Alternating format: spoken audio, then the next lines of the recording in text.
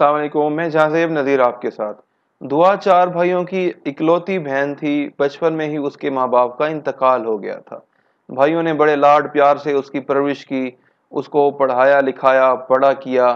وہ کالج جانا شروع ہو گئی۔ کالج کے راستے پہ ایک لڑکا عمران اس کو روزانہ دیکھتا رہتا تھا، ہر وقت تکتا رہتا تھا۔ کچھ دن گزرے، وہ تھوڑا قریب آنا شروع ہوا۔ آخر کار اتنے قریب آئے کہ ان کی بات چیت شروع ہو گئی۔ اب عمران نے کہا کہ ہم ایسے بات چیت کرتے ہیں، میں تمہیں موبائل لے کر دے دیتا ہوں۔ دعا نے کہا موبائل تم لے کر دو گے، میرے بھائی ناراض ہوں گے، تو میں بھائیوں سے کہوں گی وہ موبائل لے کر دے دیں گے۔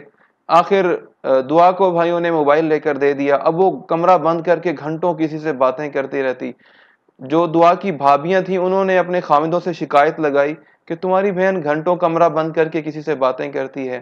تو بھائیوں نے الٹا اپنی بیویوں کو ڈانٹا کہ ہماری اکلوتی بہن ہے، تم ہماری بہن پر، اتنی اچھی بہن ہے ہماری، بڑی نیک ہے، اس پر تم شک کرتی ہو۔ کچھ دن گزرے، بھائیوں نے سوچا کیوں نہ ہم اس کی شادی کریں۔ بہن کے ساتھ ڈسکس کیا کہ ہم تمہاری شادی کرنا چاہتے ہیں۔ بہن نے کہا نہیں بھائی، میں مزید آگے پڑھنا چاہتی ہوں، میں ابھی شادی نہیں کرنا چاہتی۔ کچھ دن اور گزرے، بھائیوں کو بھی تھوڑا شک ہونے لگا، انہوں نے تھوڑا اصرار کیا کہ ہم تمہاری شادی کرنا چاہتے ہیں۔ تو اس نے عمران کو بتایا، عمران کو کہا کہ میرے بھائی میری شادی کرنا چاہتے ہیں، تو اب تم اپنے گھر والوں کو لے کر آؤ۔ اس نے ٹال مٹول شروع کر دی کہ ہاں میں آج لے کر آؤں گا، کل لے کر آؤں گا۔ آخر دعا نے کہا میں خود ہی بات کر لیتی ہوں۔ اس نے اپنے بھائیوں سے بات کی کہ میں شادی کروں گی تو عمران کے ساتھ کروں گی، وہ مجھے بہت پسند ہے، بہت اچھا لگتا ہے، میں صرف اسی سے ہی شادی کروں گی۔ بھائیوں نے بہت سمجھایا کہ دیکھو وہ ہماری برادری کا نہیں ہے، ہمارے لیول کا نہیں ہے، وہ تو دہاڑی کرتا ہے، مزدور آدمی ہے، تمہیں کس طریقے سے خوش رکھ سکے گا؟ ہم نے تمہیں بڑے نازوں میں پالا ہے، تمہیں خوش رکھا ہے ہم نے۔ تو دعا مسلسل ضد کرتی رہی، بھائی اس کو بڑے پیار سے سمجھاتے رہے۔ اب یہی سلسلہ چلتا رہا۔ آخر ایک دن دعا عمران کے ساتھ بھاگ گئی گھر چھوڑ کر۔ عمران اس کو اپنے علاقے سے بھگا کر لاہور لے گیا۔ بھائیوں نے پیچھے کالز کرنا شروع کی، بھائیوں نے اس کو بہت سمجھایا کہ دیکھو واپس آ جاؤ اور ہم تمہیں کچھ نہیں کہیں گے، تم ہمارے ساتھ رہو، یہ اچھا انسان نہیں ہے۔ آخر کچھ دن وہ فون پک کرتی رہی، اس کے بعد اس نے فون بند کر دیا۔ اب دعا کا کوئی اتا پتہ نہیں، بھائی اس کو پیچھے سے ڈھونڈ رہے ہیں، اس کی کوئی خبر نہیں۔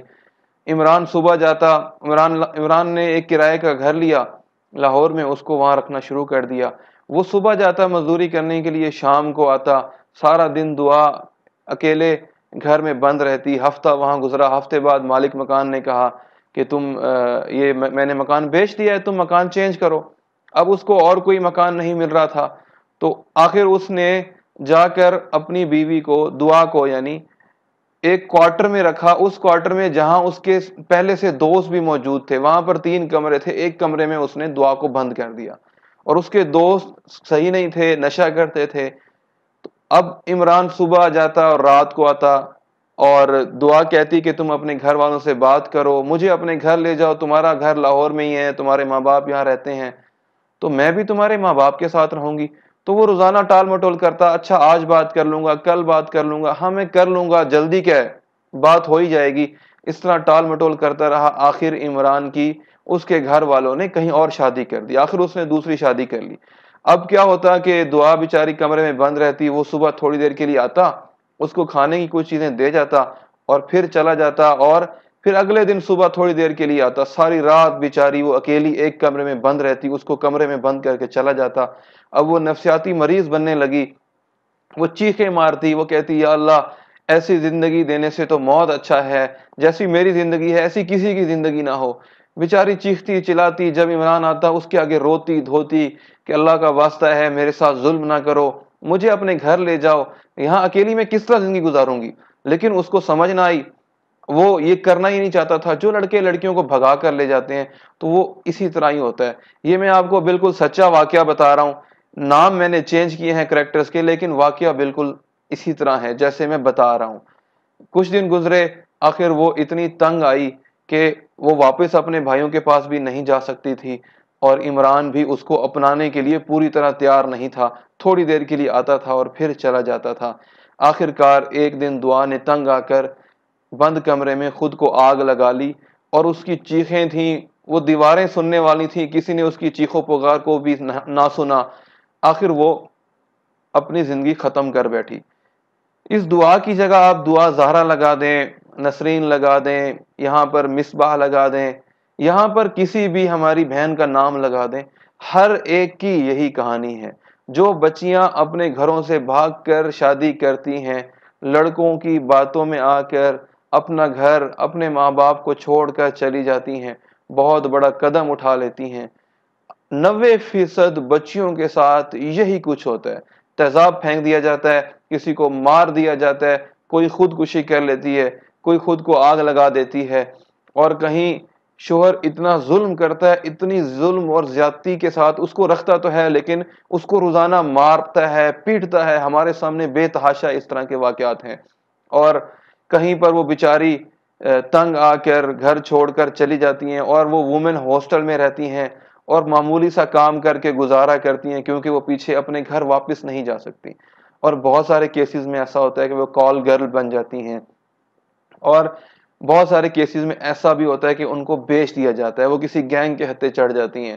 اور بہت سارے لوگ جو لڑکے ان کو ورگلاتے ہیں، بیسیکلی وہ گینگ کا حصہ ہوتے ہیں، اور ان کو ایک گینگ کے پاس بیچا جاتا ہے، وہاں ان سے جسم فروشی کروائی جاتی ہے، پھر دوسرے گینگ کے پاس، پھر تیسرے گینگ کے پاس۔ اس طرح اس بیچاری کی پوری زندگی ختم ہو جاتی ہے، نہ وہ پیچھے کی رہتی ہے نہ وہ آگے کی رہتی ہے۔ 90% ہماری بچیوں کے ساتھ یہ سب کچھ ہو رہا ہے، جو گھر چھوڑ کر بھاگتی ہیں 90% یہی کہانی ہے۔ جو باقی 10% بچتی ہیں نا، تو وہ بھی خوشی کے ساتھ زندگی بسر نہیں کر سکتی۔ اب اس میں قصور کس کا ہے؟ دعا زہرا کا کیس ہمارے سامنے کئی مہینوں سے چل رہا ہے، اور ہماری ایک ہی بحث ہے جی، کہ وہ 18 سال کی ہوئی یا 18 سال کی نہیں ہوئی۔ ہم اسی بحث میں لگے ہوئے ہیں، 18 کی ہے 18 کی نہیں ہے۔ ہم اصل بات پر ہمارا دھیان اور ہماری توجہ نہیں جا رہی کہ یہ سب کچھ کیوں ہو رہا ہے، آخر ہماری بچیاں کیوں گھروں سے بھاگ رہی ہیں، ہر علاقے میں بھاگ کر کیوں شادیاں کی جا رہی ہیں۔ اس میں قصور کس کا ہے؟ میں کہتا ہوں اس میں پورے معاشرے کا قصور ہے، ماں باپ سے لے کر، گھر والوں سے لے کر، اس بچی سے لے کر پورا جو معاشرہ ہے، ہماری پوری مسلم پاکستانی سوسائٹی کا قصور ہے اس کے اندر۔ وہ کیسے؟ کہ گھر میں ماں باپ اپنی بچیوں کو ٹائم نہیں دیتے، باپ موبائل میں لگا رہتا ہے، ماں موبائل میں لگی رہتی ہے، ماں اپنے چکروں میں ہے، باپ اپنے چکروں میں ہے، اپنے بچوں کو ٹائم نہیں دیتے۔ اب وہ بچیاں بیچاری غلط ہاتھوں میں چلی جاتی ہیں۔ جب آپ ان کے سوالوں کے جواب نہیں دیں گے، جب آپ ان سے دوستی نہیں کریں گے، ان سے قربت نہیں بڑھائیں گے، تو وہ کسی اور کی ہتھے چڑھ جائیں گی۔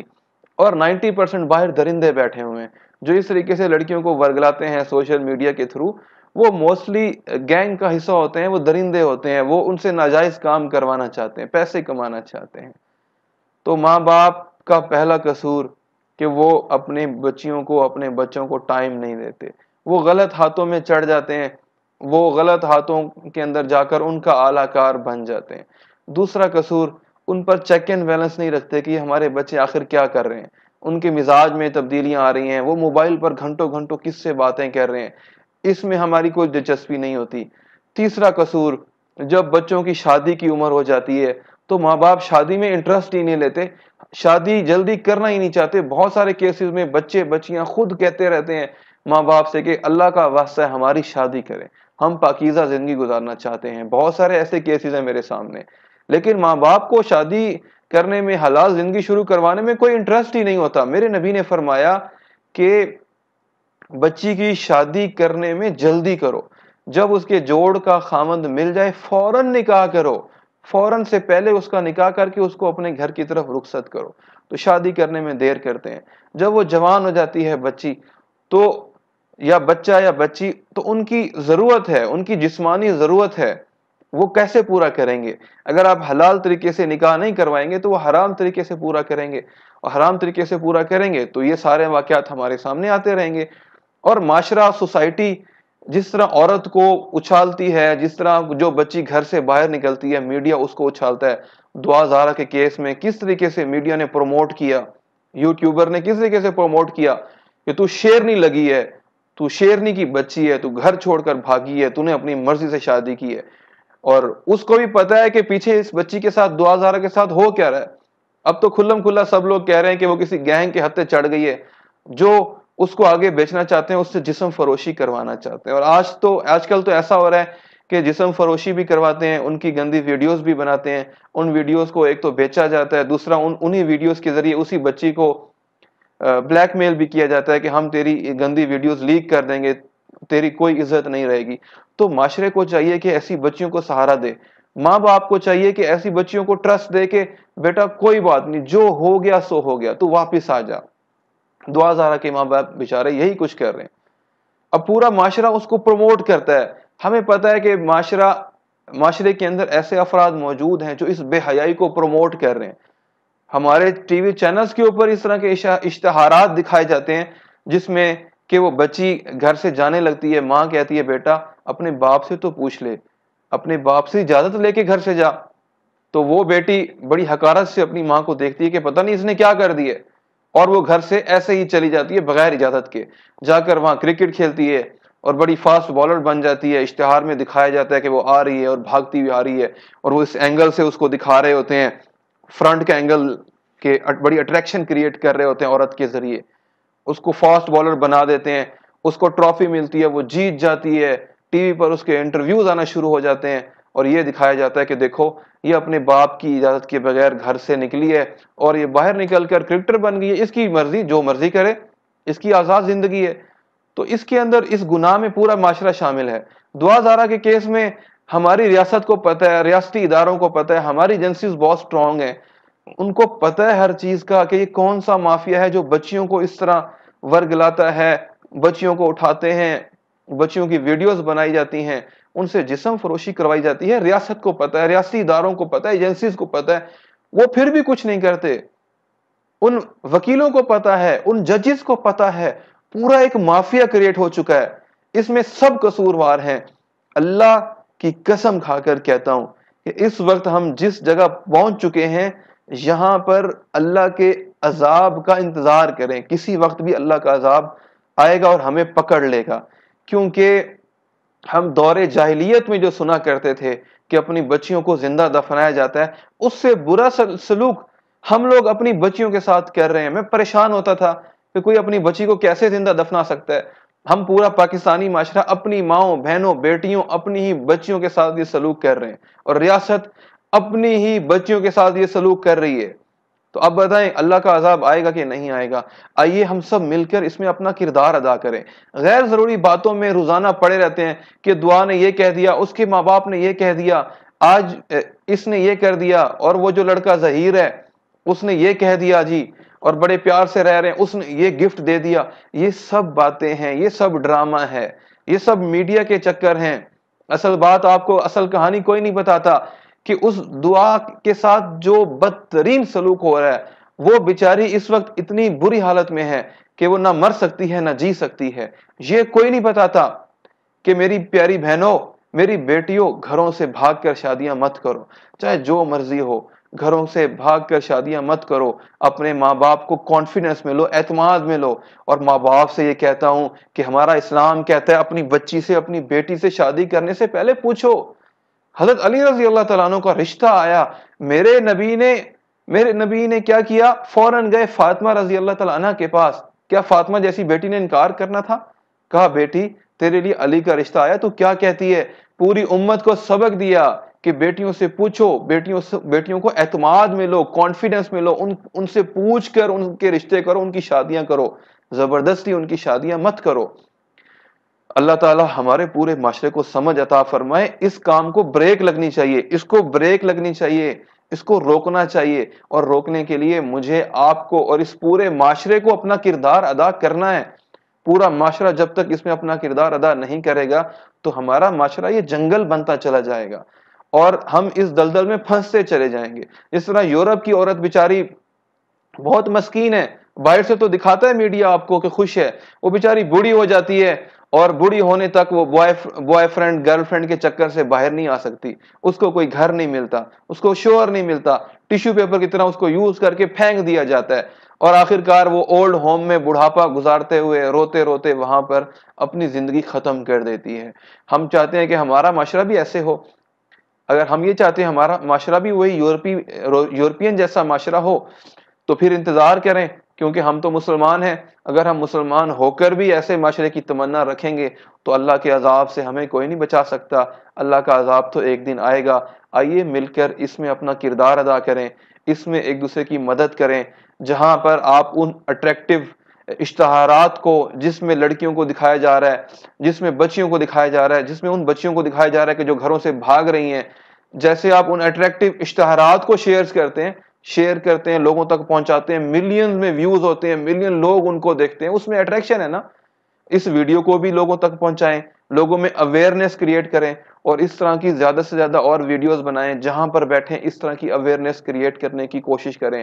میں امید کرتا ہوں میری اس کاوش سے کہیں نہ کہیں فرق ضرور پڑے گا, اور آپ اس کاوش میں میرا بھرپور ساتھ دیں گے. اللہ میرا, آپ کا, میرے سارے مسلمانوں کا, پاکستانیوں کا, پوری مسلم امت کا, میری بہنوں, بیٹیوں, بچیوں کا حامی و ناصر ہو. آمین یا رب العالمین. دعا دھارا کا کیس آپ کے سامنے ہے. ڈارک ویب والے پاکستان میں تو نہیں بیٹھے ہوئے نا. پاکستان میں ان بچیوں کو اٹھا کر ان کی فلمیں بنانے والے کون ہیں؟ یہ پاکستانی ہے نا. آپ کے ساتھ ہمارے معاشرے میں بڑھتی ہوئی بے راہ روی, لڑکیوں کا آئے دن گھروں سے بھاگ جانا, لڑکوں کا لڑکیوں کو بھگا کر لے جانا, ان ساری چیزوں